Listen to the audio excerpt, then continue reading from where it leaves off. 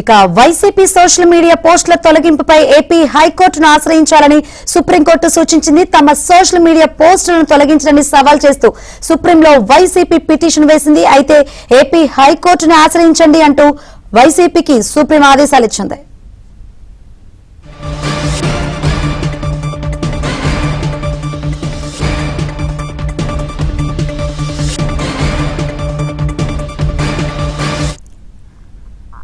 YCP social media పోస్టుల తొలగింపుపై AP హైకోర్టును ఆశ్రయించాలని supreme court సూచించింది. తమ సోషల్ మీడియా పోస్టులను తొలగించడాన్ని సవాల్ చేస్తూ సుప్రీంలో వైసీపీ పిటిషన్ వేసింది. అయితే ఏపీ హైకోర్టును ఆశ్రయించండి అంటూ వైసీపీకి సుప్రీం ఆదేశాలు ఇచ్చింది.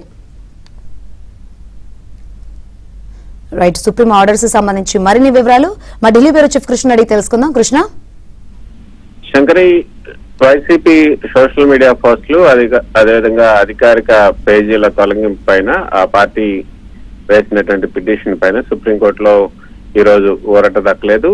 సామాజిక మాధ్యమాల్లోని పోస్టులను తొలగించడాన్ని సవాల్ చేస్తూ వైసీపీ దాఖలు చేసిన పిటిషన్ పైన జస్టిస్ దీపాంకర్ దత్తా, జస్టిస్ షీల్ నాగల్తో కూడినటువంటి ద్విసభ్య ధర్మాసనం ఈ రోజు విచారణ చేపట్టింది. అయితే దీనిపైన ముందుగా ఆంధ్రప్రదేశ్ హైకోర్టుని ఆశ్రయించాలని ధర్మాసనం స్పష్టం చేసింది. అయితే నిజానికి శంకరి, ఆర్టికల్ 226 ప్రకారంగా రాజ్యాంగబద్ధమైనటువంటి హక్కుల పరిరక్షణకు, స్థానిక అంశాల విచారణకు హైకోర్టు అందుబాటులో ఉన్నందువల్ల ముందుగా అక్కడే తమ వాదనలు వినిపించాలని ధర్మాసనం పేర్కొంది.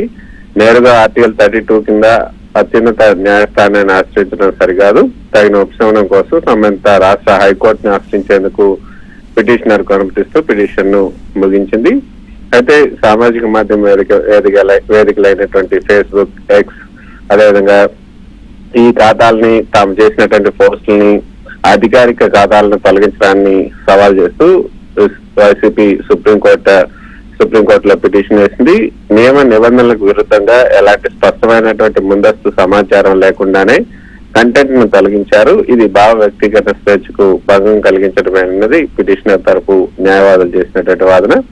అయితే న్యాయ సమీక్షా క్రమంలో అత్యున్నత న్యాయస్థానం ఎల్లప్పుడూ కూడా హైకోర్టుల అధికార పరిధిని ప్రాథమిక వేదికగా పరిగణిస్తూ ఉంటుంది. కాబట్టి రాజ్యాంగంలో ఆర్టికల్ 32 కింద నేరుగా సుప్రీంకోర్టుకు వచ్చే బదులు ఆర్టికల్ 226 కింద హైకోర్టును ఆశ్రయించవచ్చు అనేది సుప్రీంకోర్టు అనేక సందర్భాల్లో కూడా పునరుద్ఘాటించింది.